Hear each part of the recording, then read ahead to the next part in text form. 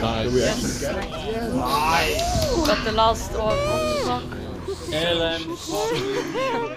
Oh my god. Holy shit. Fuck yeah! Fuck yeah! Easy. Yes! Oh my god. Hey.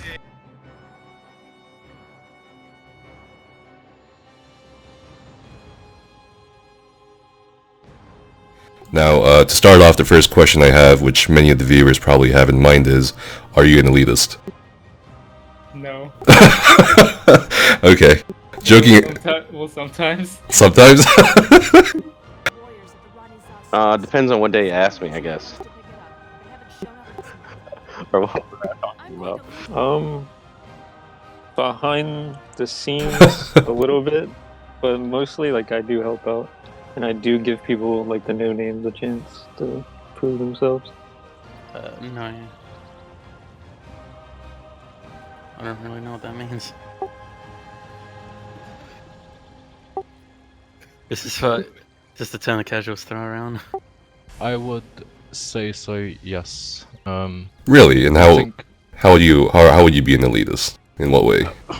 I think I'm an elitist because I look for only the best, and if you look at the maybe the NA guys won't know, but especially the EU guys will know, is if you look at some of the decisions and actions that I've made, it definitely supports this elitist mindset, because the way I see it is, you know, if you're in Hodor, a guild like Hodor, MC, you know, you're there to push for the best scores.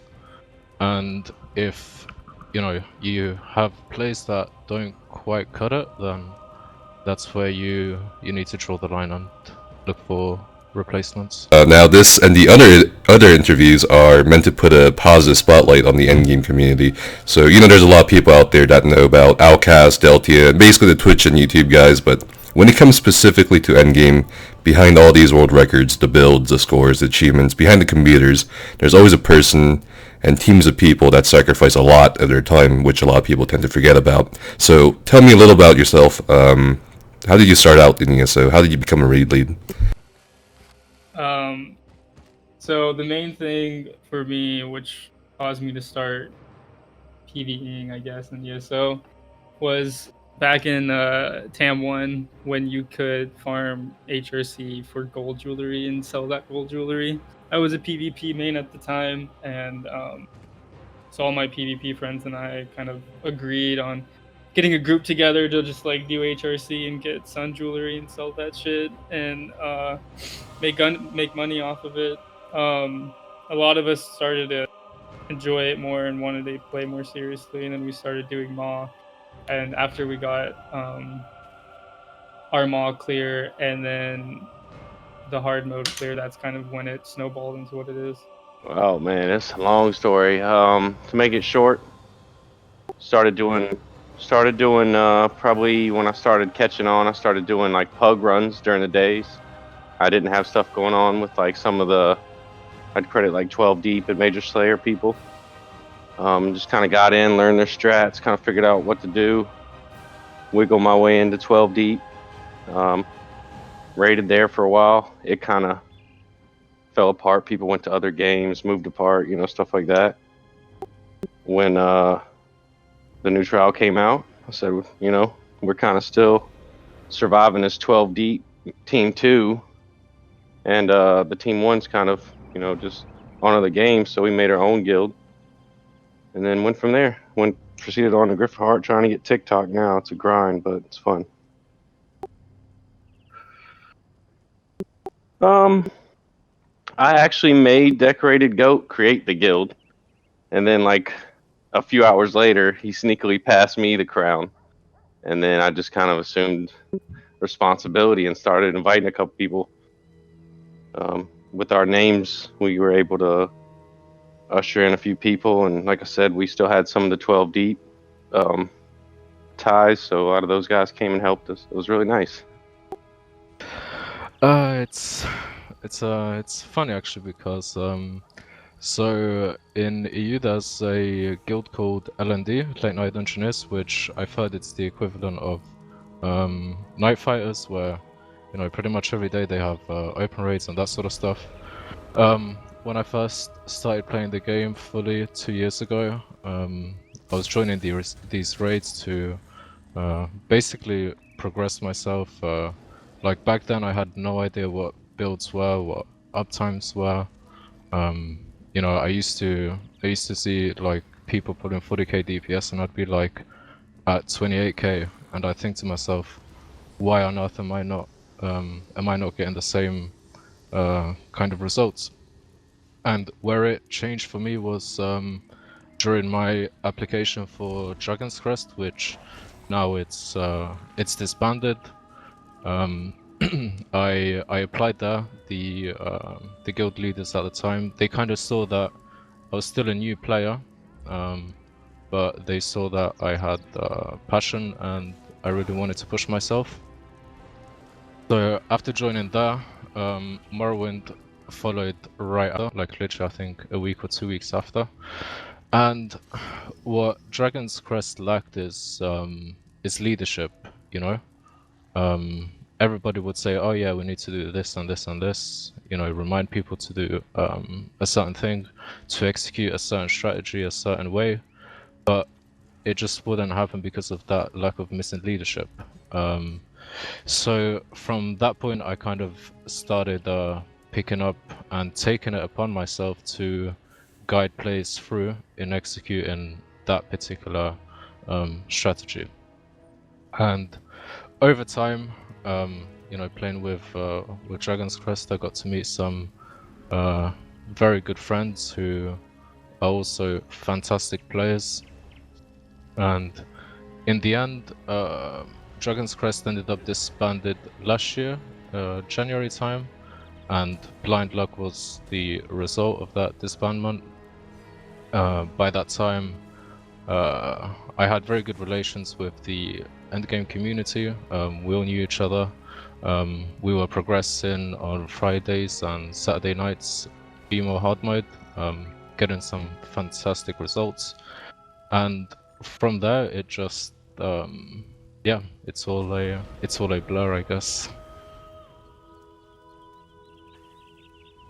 Yeah, definitely. It's definitely. I mean, I started off with Hodel being at the top, and there was a lot of guilds that, in particular, really didn't like Dragon's Crest, and anybody associated with Dragon's Crest was automatically disliked. I mean, I have some stories that I'm not going to share now, but like current friends of mine, very good friends of mine, they didn't look at me in a positive light, even though they didn't know me, just purely because I was associated with this, Dragon's Crest brand. But for me, I was just trying to get there in the endgame community.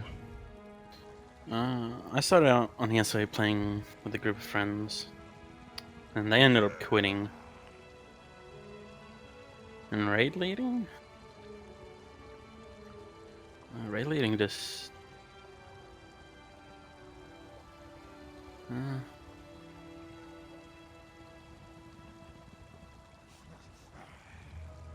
Honestly, Nepis, the raid leading story is pretty bad. Well, I had a friend, like, I played ESO pretty casually, and if I did play, it was PvP, but I had a friend who was good, and he was in the best guild at the time, Major Slayer, that had, like, Vessels and a bunch of other people. And he was in it, he was on their team too, and since I knew him real life, he, like, tried to get me to play all the time. And I was like, no, fuck that game. And then eventually during one of the events, I think during like a Homestead Jesters event, I think it was, I went and got capped CP. And then I like did like pug runs and stuff. And it was good, so like people noticed me. But I never really joined a raiding guild. And then a couple months later, I instantly got put on the best team, Major Slayer, just because I knew people. And from there, I just like was lucky and was realized as good. After about 6 months, because you know how that guild was, like they just destroyed themselves on PC. It was no different on console.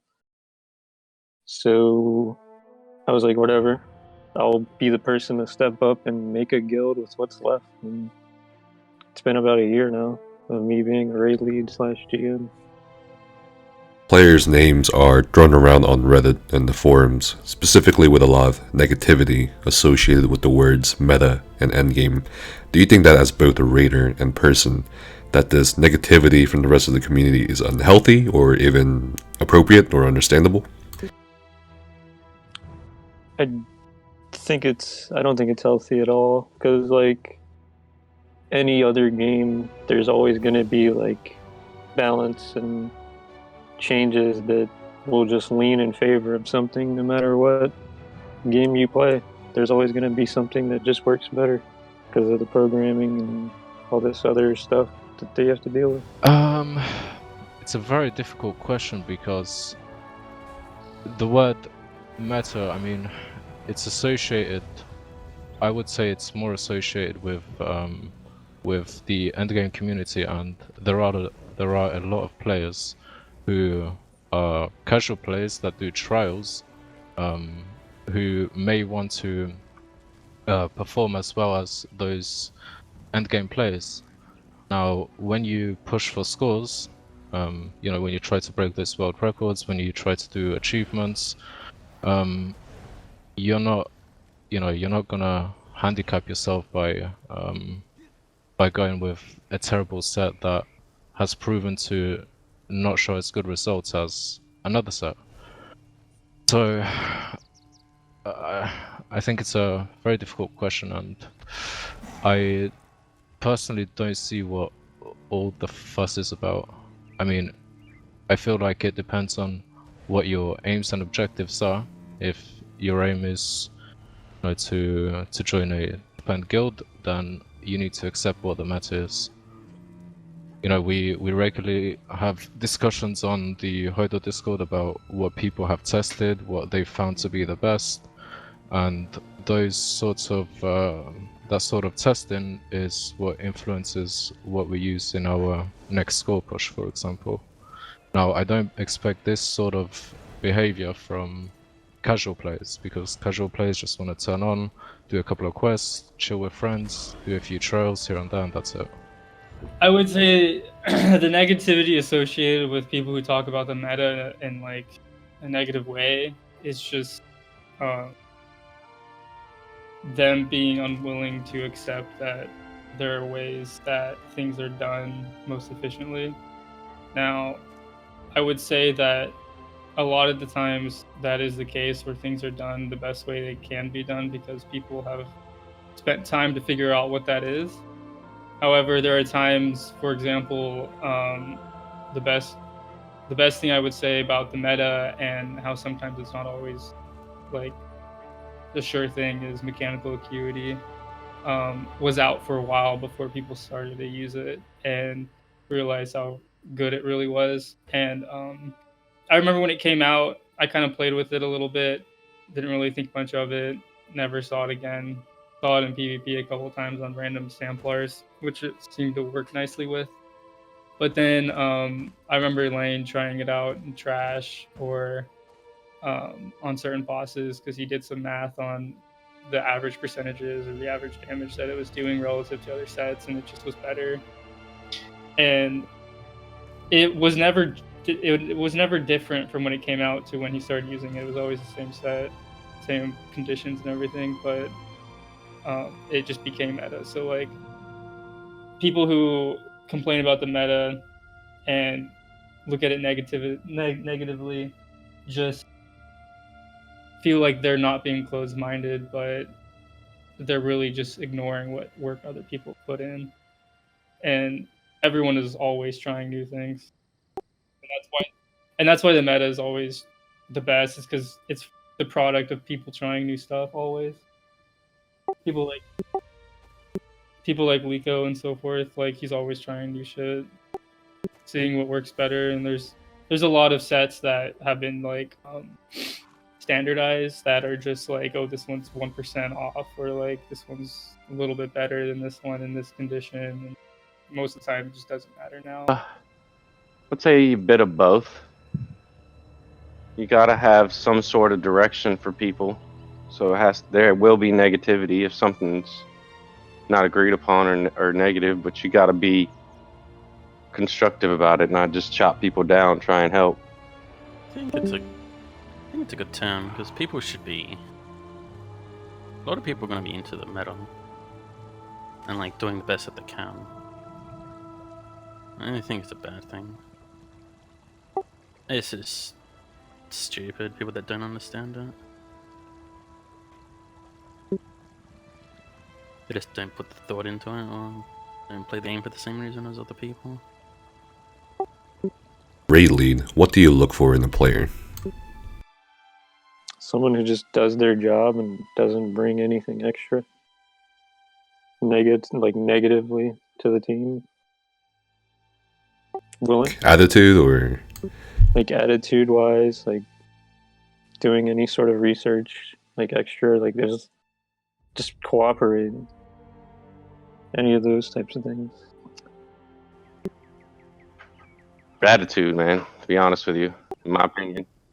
Yeah, like you can teach a lot of things, but you can't teach them how to think and their attitude, and it says a lot about somebody how they act when things are going wrong, in my opinion. Like if we die on the first boss a lot and you still stay with your resolve, I noticed that personally. The most important thing to me is people being dedicated to the team itself and theory crafting and kind of working together to come up with strats or to make changes. If players are what's the word I'm looking for?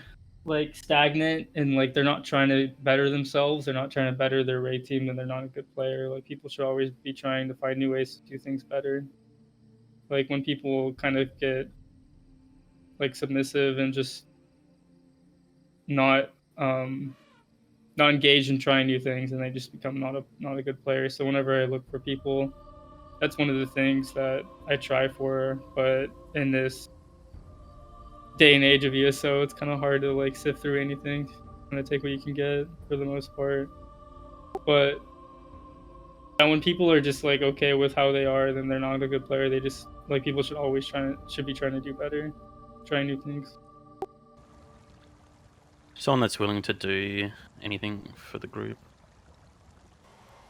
In a player, I think attitude is the most important thing without a doubt, because the way I see it is I look at myself, who was a terrible player when I joined, but at the time I personally think I had a very good attitude in terms of wanting to listen to people, listening to people critique my mistakes, learning and understanding those mistakes, and from there improving on them.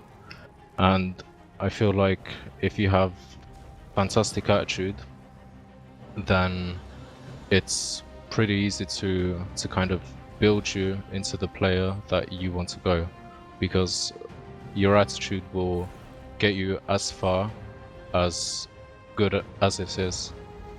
That makes sense. who is currently your favorite player in your raid team? It'd have to be BDP.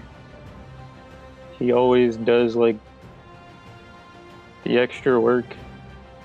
And he's always like, I don't know, he just makes the raids better. Any raid without him is probably just awful.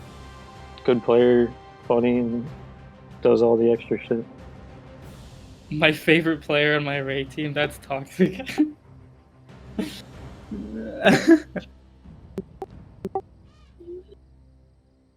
I don't know. I like everyone, you know? Like I like everyone and I want to raid with all of them and I want to like work together to do it.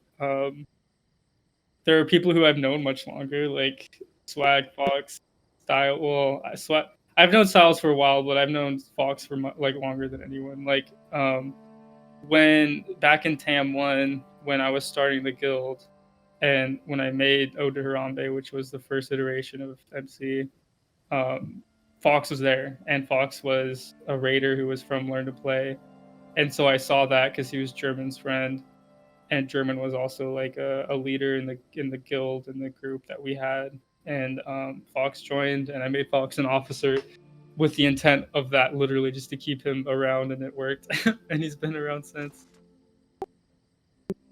So I don't really have favorites, but like I enjoy it. I enjoy everyone. Swag's pretty fun to raid with. He always changes people's names in the Discord or whatever, just to make jokes and so on. Wow, you're gonna make me make enemies? I gotta pick one. Oof, I don't even know if I can answer that. I would have to say maybe my good buddy Goat that has helped me with Sweaty, to be honest. There's a couple of them. Most of the whole team, I would say, is my favorite people, which is a very good thing. It's a very funny question because yeah, okay. My favorite player would be PK. I absolutely love having PK in the raiding group because PK, there's just so many memes of him. He's such a great guy and such an amazing tank as well. As well as PK, if you notable people would be Warfire, Seb, Chaos as well, Lico. It's a bit of a bad question because I want to mention all of them, but I know that's not the purpose of this question. You know? Yeah. I honestly like them all right now.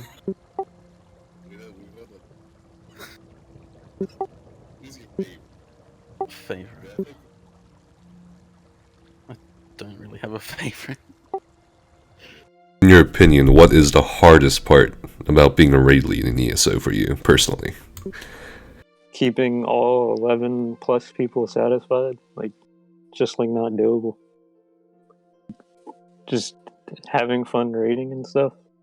Because, like, especially when you're, like, trying to be a competitive or, like, at least to the fullest potential that you're allowed to. Like, not everyone's made out for it. On people's schedules, you know, real life is a thing, whether we believe it or not.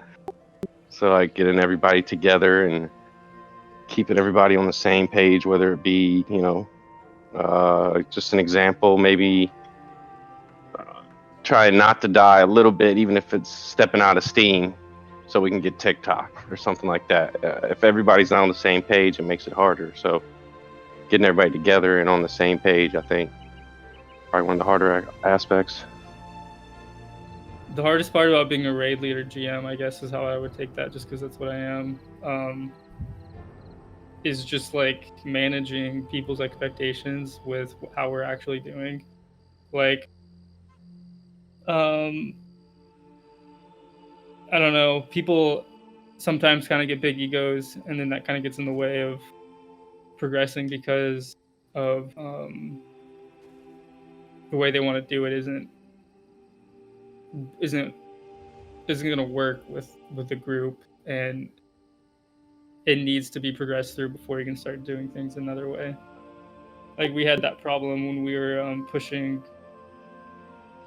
Cloud Rest in the very beginning when it actually dropped, because we were going for Griffin Heart. People wanted to do, this is a specific example, but we wanted one thing, and that was Griffin Heart. And there was a strat that we kind of were playing with, where you basically just cleave the minis and then get the boss to execute as fast as possible, but also kill the minis. And that was causing a lot of wasted time because we would spend a lot of time dying to the creepers and to the lightning boss. So the call was made to just kind of don't push the boss until the lightning boss is dead. And getting people to agree to that, and getting people to kind of come on the same playing field, or on the same page. Yeah, on the same page as far as everyone's intention, everyone's like goal and everything. That's probably really difficult to do. I would say more so than anything, the hardest part about raiding is getting people to raid. Maybe when there's like a difference of opinion on what to do, and it causes a lot of arguments. And some people can take it personal. Do you ever get emotional or rather frustrated with your team? And just for the other upcoming raidlings out there, how do you handle the stress and the problems? Yes, I do. I just hate, like, pretty competitive, so I hate seeing, like, the team I'm ahead of, like, in charge of be trash. Like, I just can't. It makes me, like, no matter how good I'm doing, it doesn't matter. Like, we're all together being trash. And dealing with it, I don't know, I kind of just, like, force us to get better somehow. Oh, you definitely get frustrated. You definitely get frustrated. I'm not even gonna sugarcoat it. You gotta roll with the punches, man. I know it's a crude way to say it, but just expect the same thing from everybody you would yourself, and try and keep everybody friendly. Yeah, I try.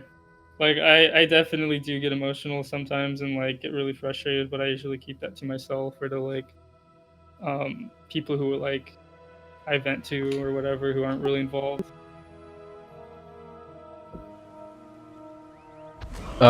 Yeah, I definitely get very frustrated, and you know, if you were to speak to my raid group, that they definitely tell me that I'm a bit of an asshole sometimes.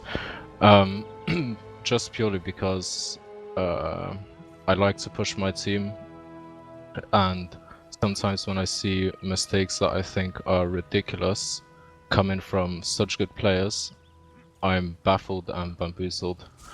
But onto your other question, the way I think is best to deal with it is sometimes just take a little break. I notice every time I take 1 or 2 week break from raid leading or raiding with Hoido in general, like let's say the Christmas period, I come back fresh with a new mindset. I think about you know, the amount of people I've probably triggered, the amount of people that I've made angry, and I try to improve it.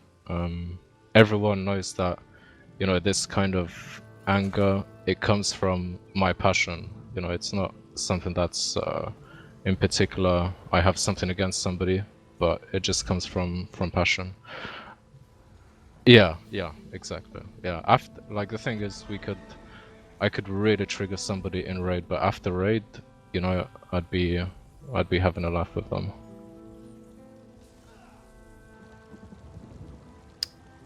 I get frustrated, but I try not to show it really, especially after raid. Just forget about anything that can cause frustrations. You were also one of the very few people on console that got a very high score in Black Rose Prison, and one of the first Unchained titles, I believe. And I think a lot of people will be curious to know, after seeing all these videos, the scores, the boss burns, how do you come up with the strategies for a trial for your team? Do you all just get together and plan it, or do you do it by yourself? Is it safe to say that you've tried everything at this point? Well, depending on the content, like, we have, like, a pretty known Maelstrom sweat on the team who also does, like, DSA. And so immediately when Black Rose was announced and, like, was a thing, he was the guy to go to on the team to go and do that with. So, like, he looks for, like, all the spawns and all that type of stuff, being the Maelstrom sweat. And other than that, we just ran it enough, like, late night, like, every day pretty much, once it came out. Trying different things. We never really got to try everything, but we're always theory crafting. For trials, do you also delegate that to one person, or do you all just kind of brainstorm together? We fill here and there, ask questions to, like, certain PC players and stuff, watch videos, so it's a little bit of a group effort, but it's mostly me doing it. So. But yeah, a bit of everything. We started out I made like a council, so there was 5 of us, so there was an odd number. It was basically the support and myself. And when we were doing Griffin Heart type stuff, we didn't have near the damage that the PC guys had. They were getting it, making us jealous. They already were getting it. So we had to incorporate other strats. We started with like more beginner type stuff, using maybe progression sets on the support and DPS and stuff, you may say. Just kind of communicating to each other and seeing what we needed to do. I wouldn't say we tried everything for all the trials. I definitely would say that for a while, Lane, in particular, was a really big, or had a really big impact on the things we did and how we did it, because he just had that mindset of knowing how to do things the best and fastest possible way, and that can be like his VMA scores and everything is just a testament of that. Like he's always, if he goes into VMA, like he'll get the world best score ever, like no matter what. Like there's no way that anyone can beat him in that if he's trying his hardest, and having someone like that around really helped us a lot, honestly. And like we would still I'm not saying that he like 100% made everything, but like we all worked together with the spreadsheets. Styles in particular really helped making spreadsheets, talking about strats. We have channels for strat talking and for specific trials, for example. And Styles does a lot of work to give suggestions, give ideas, things like that. Myself too, obviously. I think try to think of things that might be better. We all kind of work together and try to come up with what's best, and we talk about, again, what we can accomplish with the group that we have versus what might be the best way to do it. So to give you the example of our latest biggest progression, VHOF, I have a pretty decent experience there, so a lot of it, especially with the setup, I started off with a draft, so preparing all the setups for everybody to use on each boss, etc, etc. And then what I'd like to do after I've started the draft is get the feedback from the team. So a lot of the times, I'd present, okay, here's the first draft, what do you guys think? And from there we talk about things that we could where that would be beneficial, and that sort of stuff. A lot of tactics as well we discover mid-raid.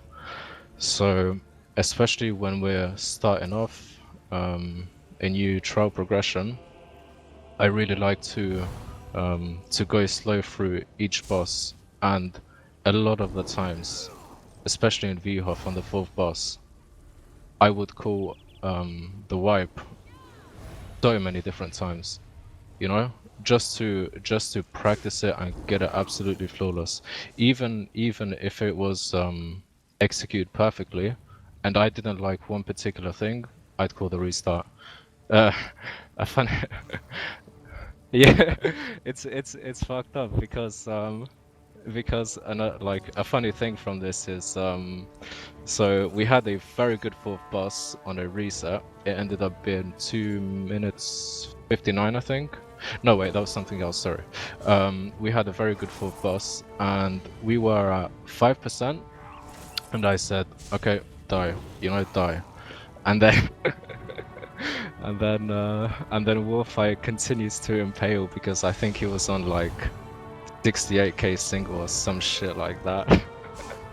So definitely sometimes at times it can be frustrating for my team members to have to go through all of this, but in the end, practice is it's very important. It's very important, and it's part of the progress.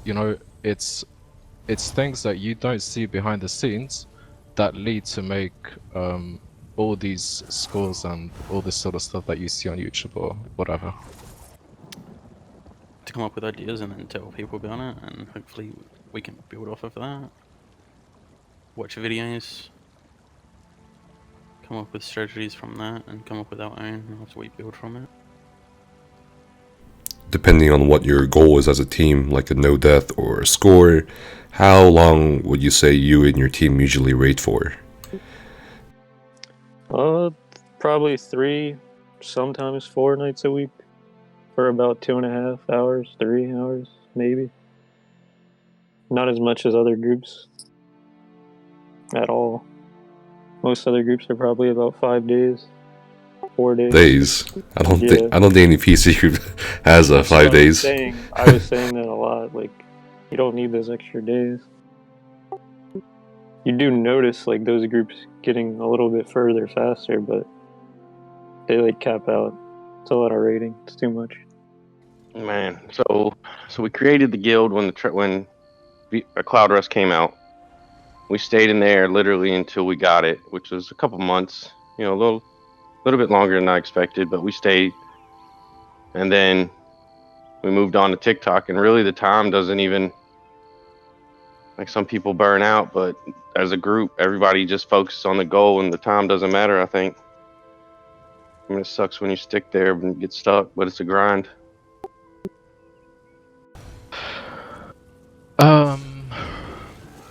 I think in VHOF, we progressed in roughly 3 to 4 weeks. Recently, as of late, I mean, this Hodo team has been on absolute fire. After completing VHOF, the next raid we go to is VAS, and we get an insta 115k, and like, that is, I'd probably say that's probably my proudest moment of the team, without a doubt, because it was so unexpected.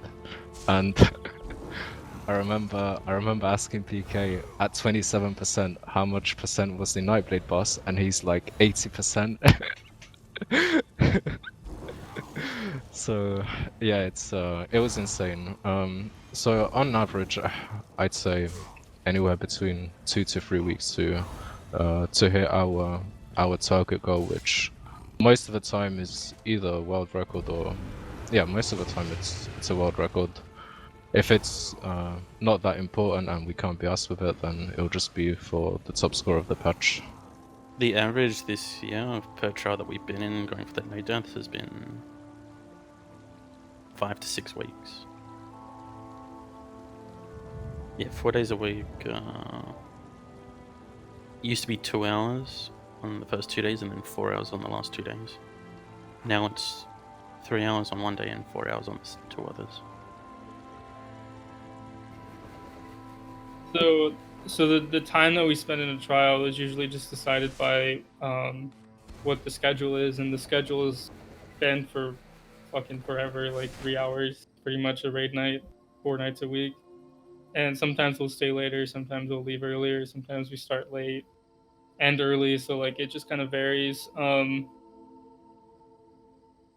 Longest I've ever spent in a trial to like actually achieve something, I think, was like 7 hours or something in Maw, or maybe it was Hoth or something like that. That would obviously mean like staying up pretty late.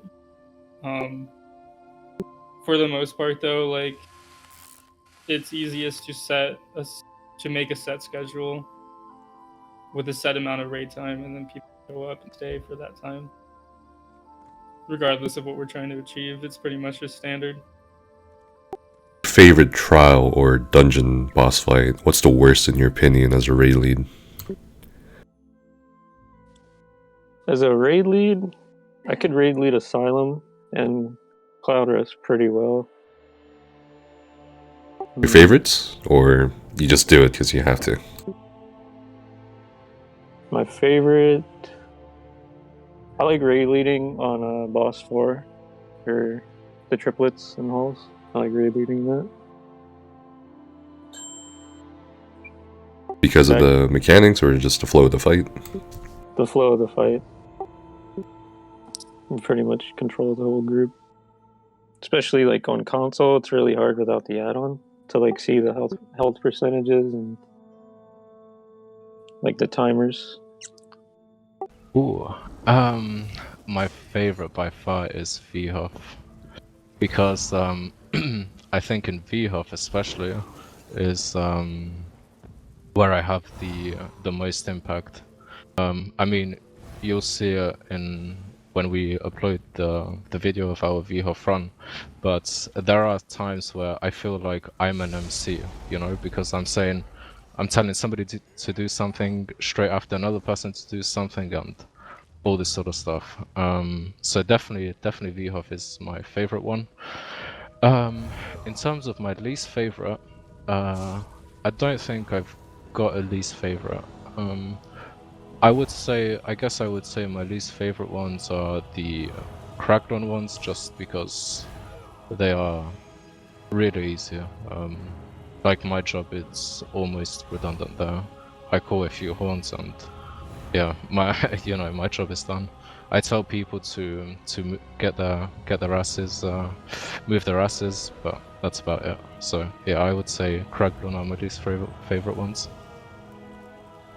I like Cloud Rest probably because it's the newest, and I want to say I've done it the least, but we spent so much time in there. I don't even know if that's true, but I like that trial. When Asylum was the newest one, I didn't like it. When Asylum came out, I think it's kind of a world boss. It's kind of simple. Then they had the Cloud Rest with the portal phase and this and that, and I was excited, and I still like that trial a lot. My favorite trial is probably Asylum. Because it's short and quick resets. The worst boss fight is the warrior when you're doing it normally because he jumps around too much. It's just... I don't think that's good design by it. I think boss 4 and Hoth is one of my favorite fights. I really enjoy tanking it. Well, I enjoy taking it on a DK. Let me say, it's a fun fight because there's a lot to kind of consider while you're tanking it. To do things certain ways, to do things really fast, and there's a lot of improvement that you need to make to be good at doing that fight and to do it really well. A lot of communication too is like really important if you want to get like a 3-minute kill or so. So one proudest moment you ever had in ESO as a raid lead? Probably when we got Griffin Heart, because I pretty much...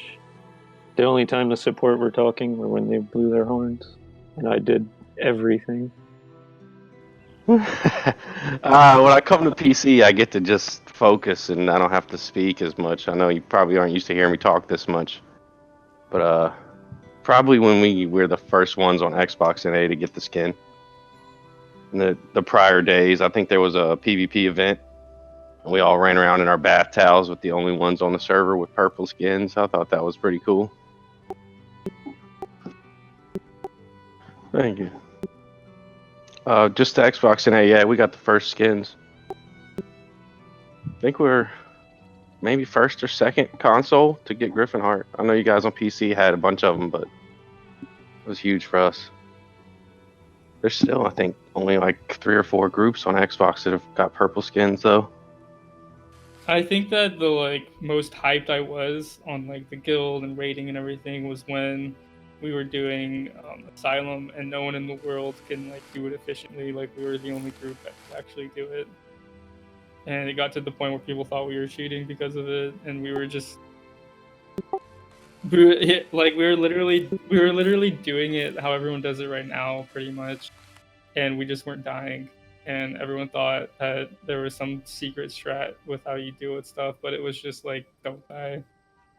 And it was really great because it was super funny, and it was, I don't know, it was just hilarious. It was just a really funny experience to kind of see how people reacted to it, and kind of bring out the pitchforks and conspiracy hats and shit. Honestly, it would be when we got the 3 titles. Because we got them very quickly as a new formed guild. I think it was within 4 months getting all 3.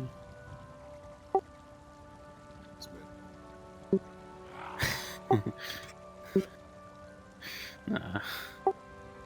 That was pretty good though. Actually, there's that, and yeah, good thing that you asked me this question. There's that also, but as well as this, there was I think it was either last patch or the patch before that, where Symbolic had beaten our VAS score, and they were going into Cloud Rest, and they'd beaten our Cloud Rest score. And so we managed to take the VAS score, and I think on the last day before the new patch hit, we managed to beat the VCR score. I think they had the score of 132.2, and we got 132.6, and that moment right there was it was really intense time, and it was so much fun. It was unbelievably fun because we didn't know whether we were gonna choke. We didn't know whether we could do it, and the competition was just insanely good. Symbolic did a fantastic job, and I think they would say that they had an amazing time as well competing with us. Back to the first question, what will make you keep playing ESO? What improvements or additions to the game would you like to see for The Elder Scrolls Online? The content that they come out with is always pretty good. Like, even though power creep kind of like kills it a little, even for console, it like gets annoying when like groups that are nowhere near as skilled can kind of keep up, just because they just keep adding more and more to make the skill ceiling less and less. And I don't know, like, all the content they put out is pretty much worth playing a few times. I just wish like it wasn't no death or so in like the first week. The one thing I can't stand. If this counts, but I'd like, more new people. Community's kind of small, maybe getting smaller. I'd like to see it grow, if that's a thing. I'd really like to see a bit more variety in trials. So I started off being a Stamstalk main, and in a endgame progression group, you can only play the meta, which at the moment is either Stamina Nightblade or Magicka Nightblade. I just like to see a bit more variety, a bit more class-based skills on each class. I mean, if you look at a Nightblade, I think on their front bar they've got like 3 or 4 unique class-based abilities, whereas Stamstalk currently has Hurricane, for example. And yeah, exactly. And yeah, I think that's a big hindrance, because if somebody's a fantastic player but they really like Sork, then they won't be accepted into an end game raiding guild, just because they play a class that is really very far behind what the number 1 class is. And I also think trials need a bit more focus. I mean, if you look at VAS now, it's not an issue, but when it first came out, a lot of players used to get frustrated with these stacking mechanics. I think they kind of learned from their mistakes with Cloud Rest. I think that's a very enjoyable trial. So hopefully they can keep that mindset with the new coming trial. I would be really hyped if people can like not play Nightblade, honestly. If people can come into raid and be like genuinely competitive on like a max. Yeah, like Sork is my favorite class in the game, and like whenever I play it, I like try to play it. Like I made it in PvP, and it was my first character and so on, and like I like it. But I also like I would say that I never liked DK. I just played it because that's what I needed. But then I started playing Warden, and it made me realize how much I liked DK. I mean, of course, I liked it, but I didn't know that I enjoyed it, and I actually definitely do enjoy it. So those are the two classes that I like. One just because it was my first, and the other one because I spent the most amount of time on. If they can make it to where other people can, like play other classes and so on and trials, that'd be pretty great. Just balance the game in general. As far as what would keep me going for longer, so long as I have a stable raid team, I would like to get people on the same level as far as mindset goes for myself, but kind of hard to come by. As long as I can keep my schedule open to play it because of my time zone, I'll keep playing it. What would make me keep playing it? Honestly, the people. Community is pretty good. They've added most of what I want. I really want the guild page advertisement thing that they're adding. I think that'll be very good. We end this interview. I'd like to thank you again so much for agreeing to the interview. And one last question before we end it. What if another raid lead, a new raid lead with a new group, was sitting here with us right now, and he wanted your best advice on how to start out raid leading or whatever? What do you think your best advice to that raid lead would be? Suck it up, because I don't think any raid actually likes to raid lead, no matter how good they are at it or how easy it is for them. It's just something you gotta do. Someone in the group has to step up and do it. Gonna put the belt on, put the pants on one leg at a time, and suck it up? Yeah. That's a good answer. Most amount of synergy is required between the tanks and the healers. Having tanks and healers though that can do all three roles though is really nice. That definitely is a nice trait in people that will really help a team flourish, because they'll be able to, if they need a fill or whatever, they can do whatever, and they could have one person come in the tank or DPS and do what's left. Something like that. You need some patience, and it's going to take time. Try and keep the same roster as much as possible, I believe, helped a lot with our progression. That's really difficult, though, like I said, with people's schedules and stuff like that. Don't put up with inconsistent people. Replace them as soon as you can. They hold you back pretty bad. They don't show up to raid, or they just do their own thing. They don't really offer any help to the group at all. Mainly not showing up for raids is pretty bad. The best advice I could give them is be selfless, understand that raid leading, it's not an easy job, especially at endgame level. It's a very difficult job because you need to think not only for yourself but for every single other member of the group. And you also need to understand what people's weaknesses are and what their strengths are. So, in particular, what I like to do is certain players that I would put on War Machine on Stamina Setup, on a Magicka spec, I'd put them on full DPS because I understand their weaknesses. If you're a new player who's brought